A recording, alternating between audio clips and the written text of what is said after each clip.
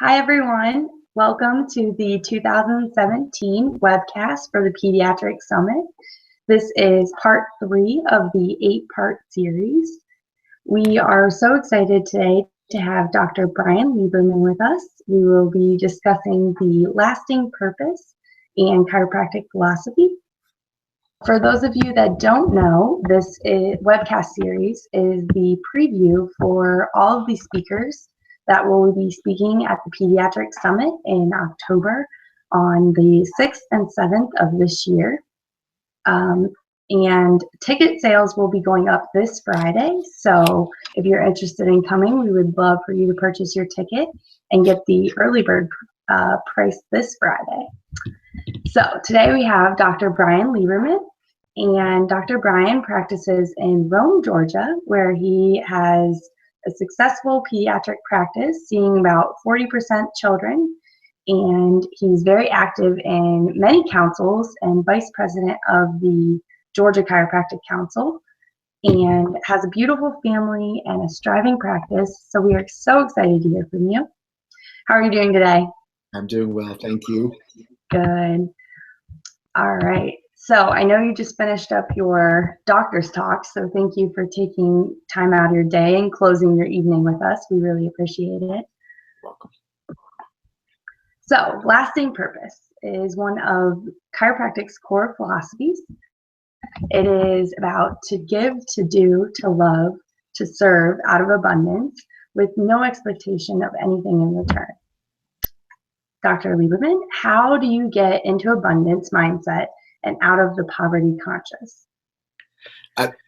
When you said that, I'm glad you said it that way, because it seems to be, I hear a lot of people quoting what lasting purpose is, and a lot of times the last sentence is left out. And I know, talking to you earlier about you saying when you messaged me that you felt that that last sentence is the most important, which is interesting because I do as well. The no expectation of return. And I think so much of getting into an abundance mindset actually has to do with detaching from this huge expectation of everything you do having a return. I just very, I don't want to say simply, Dr. Joe Kersey used to say that when he was telling us about something, he'd say, it's simple, but it's not easy. It's simple. To me, it's simple. If you can detach from this incredible want and lust for money, you actually lose the fear of not having money, which makes you attractive for having money. So there's an abundance, like you said, is a mindset. And I believe the more you can detach from this expectation of every action you have having a return, actually just makes you more attractive. And really, it's interesting because I asked you to ask me some questions, and you sent some to me, which I thought were great. And everyone really had the same answer, which to me is also like a simile to chiropractic, where when people ask me, well, what should I do for this? Well, you might want to eat better, start moving, and let's keep the nervous system clear. Like, that's my job. And it's similar that most of my answers come back to either the definition of dynamic essentials or the definition of lasting purpose. I used to do, one time I remember at DE when I was speaking, I did a talk on these letters, DE, LP, and TY, dynamic essential, lasting purpose, and thank you, gratitude. And that was pretty much all that I've built everything that we've done on, is that concept, which I learned from Dr. Sid. And I'm very proud that I got to sit at the feet of Dr. Sid and learn from him. But I didn't just sit there. I actually tried to apply the knowledge that he gave me. So to go back to it is that, the more you can become selfless, lose yourself in service, and serve abundantly, then you should receive abundantly. And it's I know from school, you come out with this fear. I hung with people in school, and I think, my father-in-law always says, you are who you hang with. And I made sure I surrounded myself with really good people. And we used to just, for the last probably year and a half of school, we would constantly repeat, failure is not an option, so success is my only alternative. And I truly believe that. We convinced ourselves through self-talk that was the only option. Dr. Sid does 49 breaths and then affirmations to self-talk, to say, I am abundant, I am this. So I spent years training doing that, doing 49 breaths and doing affirmations. So it's funny because, when we opened our office, we were quote unquote fairly successful pretty quickly. So it's kind of like that band that is an overnight success, really, who's been playing gigs for 15 years, but then it hit. So I think you should be doing, students should be doing a ton of prep work now. DE was my mainstay prep work. It still is 20 years later. That's where I learned abundance and how to have an abundance mindset. So to not go through a whole talk on one question, I'll kind of say that, that lasting purpose for me is that answer to give, to love, and to serve out of my own abundance without trying to figure out how I'm going to return linearly, meaning that I give this, they give that, but having an understanding of the laws of the universe that are cyclic, that say that if you put out this energy, that in some way, in some form, that's going to come back to you in whatever fold it might be. It could be 10, it could be 100. I don't know. It always seems to be more than I, imagined. So, yeah. I'm just curious, what is the 49 breaths? Oh, great. So Dr. Sid, he spent extensive time teaching us how to try to quiet the chatter of the educated mind. And maybe, I don't know how familiar people are with the difference between the innate mind, that inborn unconscious mind, and the educated conscious mind, which is constantly playing tricks on you and telling you whether you're good enough or not good enough. He used to talk about that we need to focus on the stream and not all the leaves in the stream. And the leaves in the stream are the distractions, and that's the educated mind. So he would do breaths in series of 7 breaths, and they're called diaphragmatic breaths. So in through the nose, out through the mouth, eyes closed, palms would be up. You do 7 breaths, and then you would stop and you do affirmations. And affirmations would look anything from, my body is healthy. I am 100% healthy. I don't have to become healthy. I'm healthy right now. I am abundant. I am extremely abundant. Every area of my life is abundant. And then he would do 14 breaths. Then he would stop and then do 14 breaths, then affirmations, then 14 more breaths, and then affirmations. So it would be 7, 14, 14, 14. And that would, he told people to do it 3 times a day. And we still do them. And that's one of the things that I do, we have still going, is that we have those morning calls at 7 a.m. and 9:45 a.m. Eastern time that are free. Nobody has to know you're on the call, but that you can get on the line. I'm going to pull up the number for you, just that if anybody wants it. But you can get on the line, and they do breaths on the phone so that you can start your day that way. It started with 7 a.m. for the East Coast, and then we added 10 a.m., but we realized that if we did 9:45, that a lot of people who started at 10 o'clock on the East Coast could do that as well. Thank you, Norm Colby.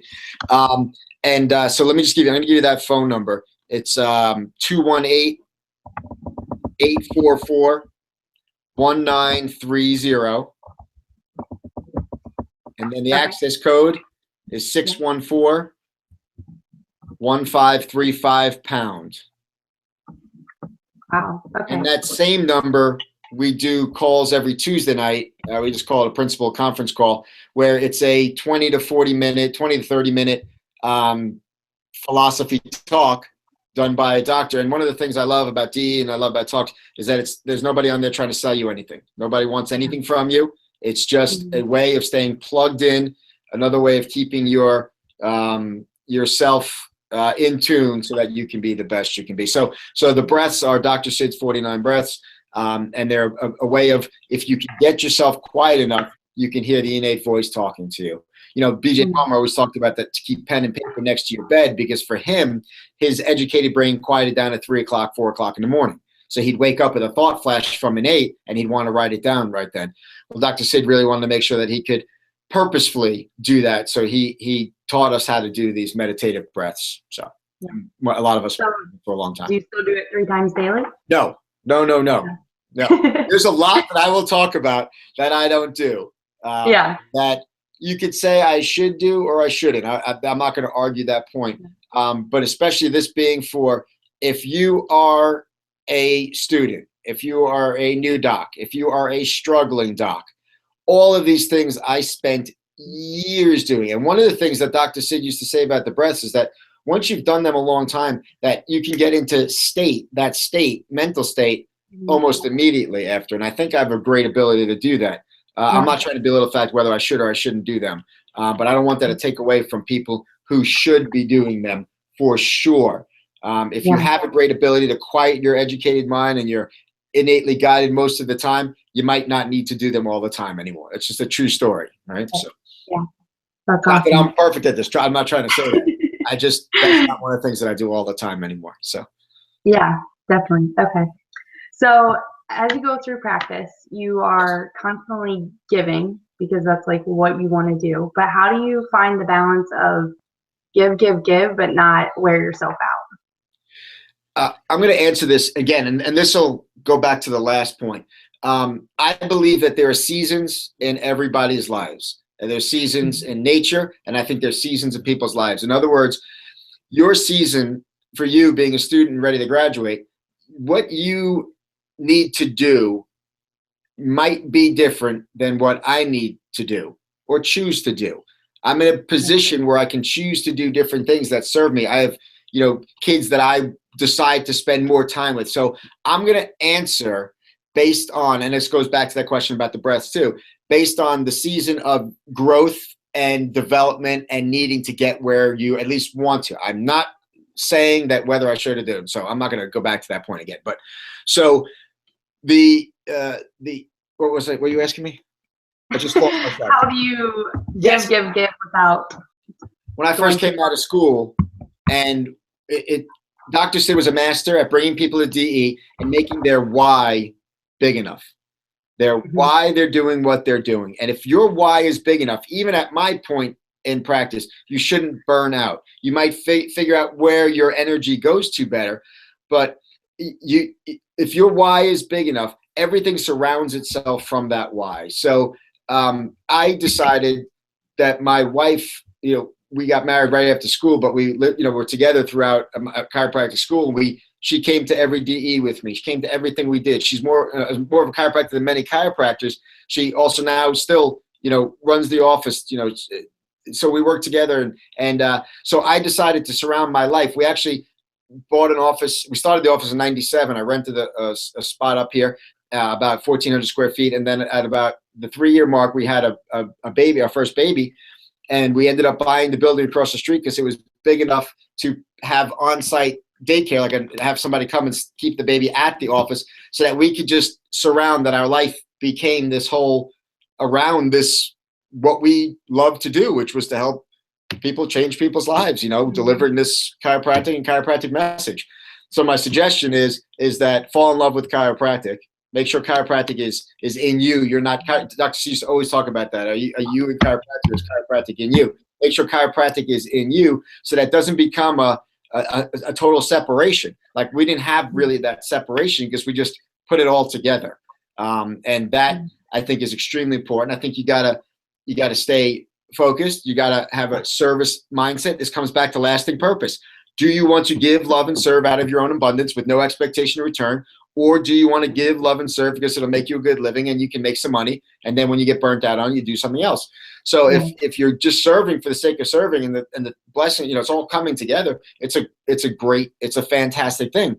The other thing is, I think you should take time off. I think you should travel. We go a lot. Even back then, we would take, even if it's just a Thursday through Sunday, just go a quick 4-day trip is important. DE was on my calendar. I missed one DE in the last 20 years. And so 4 times a year, I go to DE. That's my part of my staying in this mindset. I do Tuesday night calls. I do breaths. And again, used to do a lot more often. So the same things that I will say that will help you do this is the same things I'm going to say to help you do that. It's what I love about chiropractic. There's no multiple answers. It's like, if you do the right things, that stuff just takes care of itself, which is great. But it all comes back to the true reason you're doing it, and you can't fake that. Yeah. So how do you get your team on board? So you have stuff like that. Bring in the DE. Same thing with them. I bring in the DE. I bring them to some conferences. I let them see. I give them books to read. You know, part of also this whole thing, I tell people, you know, if you're going to Breath's green books, DE, read green books, give them books to read. But one of the greatest parts is letting them see what happens in an office or what happens to them. You know, we don't turn staff over that much. You know, my main girl's been here 16 years. Our other one that we did just recently hire a year ago, not even a year ago, she came in and she started getting, you know, she liked what she heard. Then she started bringing her like a 6-year-old kid in who was constantly sick, who then is well. You don't have to say much after that. Like, that's what I really would love to get to in my office. You know, we talk about all these ways of educating. The best way of educating is have somebody who's sick come in and get well and be like, what do you think? I mean, that's really so. But the other ways are, first of all, is explaining them, having them come to my doctor's report. They have to sit in when I do a doctor's report a few times at least. But bringing them to DE is my mainstay. They got a CA class there, but just being in the room, feeling the love, that you can't get that by being home and coming home and telling them about it. It's like Mike O'Halloran once said, it's like, that'd be like videotaping, you know, somebody showing you the videotape of your kid's birth, you know, like, oh, you got to see it, but it's nothing like being there and being in the room and experiencing and feeling the energy that happens there. And that's for me what DE is about. And if I sound like I'm talking a lot about DE, it's given me everything in my life. There are plenty of other things that if you choose to do that are, you know, that are strongly principle, at least. The reason I love it is that I've never been sold anything there. Most of the speakers don't sell things, and I like that. I don't like going places where there's a coach and I'm always waiting for the next sales part of it, and that's just me personally, right? Yeah. I don't want people to come to DE because I want DE to be bigger. I want people to go to DE for the same reason that I want. If I see a parent with a sick child, I want them to come to chiropractic because I know if they do, their outcome is probably going to be a whole lot better than if they don't. The same reason that I would like people to experience DE is because I think that their life might turn out more amazing like mine did. And I don't mean that egotistically, just that I'm very thankful that I crossed paths with Life University through Dr. Sid Williams and DE, because it's just, I know it's made, I don't know where I'd be without that. So I stay loyal to that. That's one thing. You know, I'm from New York, and like, if somebody gives me something that I think is, you know, I used to raise my kids with, and I used to keep my marriage, you know, healthy, that I provide a loyalty to that. I don't need to go anywhere. Mm-hmm. How does that translate into your family life, into, you know, I wish people, it's one of the greatest. I have a 16-year-old girl and a 13-year-old boy, and just watching them, you know, talking to them enough and them hearing enough about being inner directed, inner guided, listening to your innate. It's really, really rewarding to see them starting to follow paths. And even now, my son was a competitive gymnast for the last 7 years, so more than half his life. He was a competitive gymnast where, you know, 5 days a week, 3-hour-a-day practices all year round, a week, 2 weeks off the entire year. And then he just decided that was time. You know, he was about to go into high school, and it's really not. So we talked about it and stuff, but you know, it's again, when you teach kids to be innately driven, inner directed, it's not the easiest always to raise, but it's funny because if you trust the process, you'll realize that the parts that might be the most difficult to parent now are the traits and the characteristics that make them the most successful when they're older. So it translates into everything. Everything we do as a family, you know, we involve this idea that, you know what, like, it all starts from within. Health comes from within, but answers come from within. What do you think's the best? You know, like getting people to explore and come up with their own options. My daughter's looking at schools now, and you got to just let her sometimes just follow a path, even if you're like, that's a crazy path. You know, wait. You know, see. You know, as long as it's not dangerous, you know, go down that path. Let's see where it leads. Most of the time, it's just ideas. Like, I want to go to this school. I want to go to that school. I want to do this, and you kind of just learn to let that process unfold. And that's a trust that I learned. It's kind of like trusting the process of the body when a fever comes, to let the fever do it, let the body do it naturally. Yes, interfering might seem like the easiest outcome for the short term. Me and my wife used to always say, and we haven't said it in a long time, but like, don't give up short term. Don't take short term games and give up long term goals. You know, so like it might feel better and be easier to take that and lower the fever at that point, but it's actually a better process to let the body do it. And it's the same way we see raising kids. So it translates into everything. I mean, like even our business ideas, or like we're looking at building out the space up top, and it's just kind of, we didn't force it. We weren't like, oh, we've got to get this. We just finally ran after we've been talking about it for years, just like letting it just like pour through, just like, kind of let it percolate. And then all of a sudden we ran into a guy who we knew who was a builder who just redid another space downtown, and we went up and looked at his space, and now he's coming to look at doing ours. So our whole life has just been like that, that if you just stay on the right path, do the right things, keep that innate mind and that process going, that stuff just lines up, man. It's fun to watch. Almost, how do you become aware of whether it's your innate mind or if it's just, like you said, an idea? Or I don't know. You know what? I think through practice. I think maybe through practice. You got to be honest with yourself about how much you're letting your ego in on certain things. And I think that most of the time when it comes from within, the outcomes are good. I know some people say, oh, I'm getting tested. I really feel like for the most part, when you follow that gut and you really follow it for the right reasons, that most of the time the outcome is pretty favorable. So I think that's one way. If you see a lot of decisions you're making leading to unfavorable things, that's probably not your innate voice or that gut feeling that you're really following. You're trying to force your ego onto your gut, So I mean, I wish I had there was one simple answer for that, but I do feel like the more you practice quietness, the more you practice getting into that state, I believe that you can get to that point. But I don't have a perfect answer for that one. I really don't. That would be a lot easier, because a lot of people ask that. How do you know? I think the one thing you can, I really feel like, and I know, like for me, chiropractic isn't all about, symptoms and things. It's about performance. But at some point, like no matter what I'm doing, I think if I exercised for a year and didn't feel any better, didn't look at any better shape and all that stuff, I would question whether working out had an effect on it. So I at some point, I think you should look at the overall body of work and see if the outcome seems to be moving you in a positive direction. And if it's not, then try to think back to when you made that decision and what you felt like when you made it, and realize that might not be the right one. That's probably the best answer I can give you without just really saying I don't know. So right. Yeah. No, thank you for your honesty, because that's a serious question that I think a lot of people have, for sure. It is. Yeah. It's difficult to sort through. Hanging out with people who you feel are innately guided. Like for me, I hang out a lot with like Steve Judson and Peter Amlinger, who I get to watch and sit and look at how they go about things. And it makes me a better person when it comes to that too. And then also, there's nothing wrong with taking ideas that you come to and taking to people you trust and asking them really what their thoughts are on that. I'll tell you one time at Pete and Steve, Dr. Pete and Steve, they came down to DE early, and they came to the house, the little kids, and we kind of hanging out. And they came to the office, and I had a T walls up, half walls, 2 tables, and then a half wall, and then 2 tables.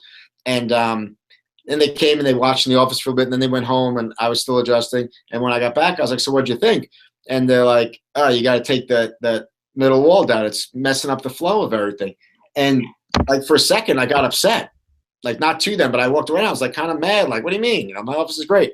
But really what I was mad about is innately I had been telling myself, I got to take that wall down. But my fears were stopping me from doing it.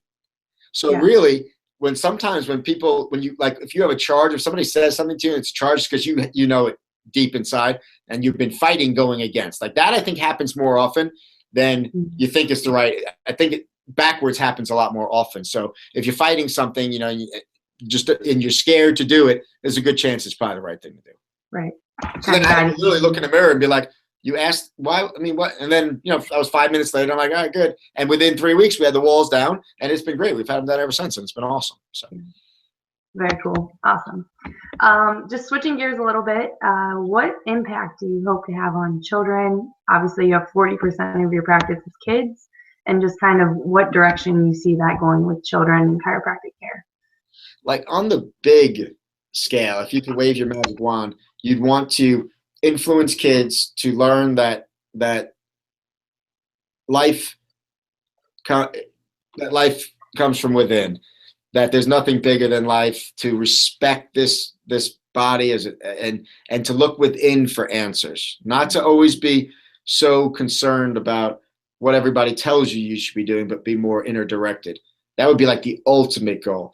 Then stepping down from that is that at least that they take their health and they want to use less medications and want to be more natural and use chiropractic as a way of keeping their bodies performing, well.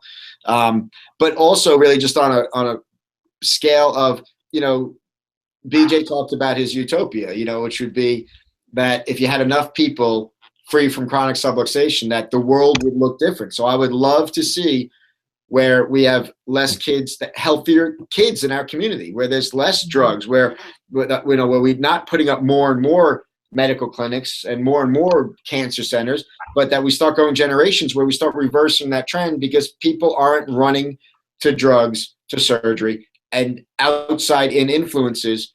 They're choosing more healthy choices. And again, chiropractic being the center of that.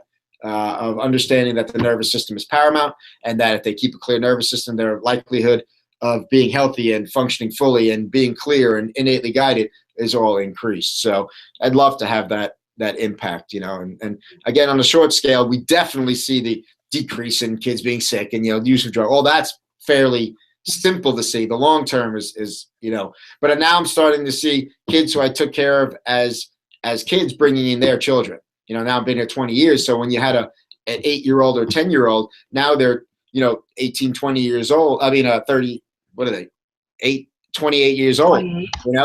By math. There's some good math right there.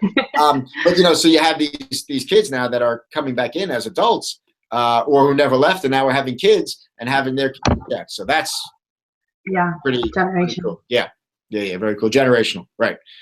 Just actually seeing generations, which is awesome. Dr. Waste Bud always talks about that, when you have one person coming in and, trying to, you then want to see their grandparents and then their kids. But then you also, if you're there long enough, you want to see their kids have kids and then bring in their kids, make decisions right off the bat that you would love to see them make. So. Yeah, that's awesome. Yeah. Thank you so much. Is there any more advice you would like to give students, doctors? When I was thinking about what I wanted to say, the overall would be that, as chiropractors, we talk all the time about looking within for answers to our health. Well, don't limit that to just health. Start trusting your gut, your innate more. Start quieting that mind. I invite you to DE. I invite you to a Band of Brothers. We do it at Dr. Dan Tu's office every other Monday. So, and Friends and Family Chiropractic, that's his office. To come there about 8:30, and we just get together and just talk it down. Get on Tuesday night calls. Get on breaths in the morning. Plug yourself in. Don't wait till end of quarter with the deer in the head. End of your school with the deer in the headlights look and say, I should have done this, this, and this. Get your training in school. Do the work while you're in school. I volunteered and then worked at a chiropractic office while I was in school. Helped out with screenings. Did different things. Went to DE. So I hope that you will be involved in investing, not just in getting through school, but in actually becoming excellent at all these different areas. And what I've seen is adjusting skill is important, but not number one. Science and smartness is important, but not number one. The understanding the philosophy, the love of the philosophy, the falling in love with chiropractic. If if the why is big enough, Dr. Sido would say, the hows will take care of themselves. So work on your why. Fall in love with chiropractic. Make sure it's in you and you're not just in chiropractic. And then go out and kick some ass, man. Awesome. Live life. That's another thing. Live life. Enjoy it, man. Yeah. Thank you so much. We are so excited to have you at the Pediatric Summit. I appreciate you having me, girl. We'll see you soon. Cool. Thanks. All right, everyone. Thank you for listening. We will be back next month with Dr. Drew Rubin. And just a reminder to get your Pediatric Summit tickets at thepediatricsummit.com. And we look forward to seeing you next time. Thank you, everyone.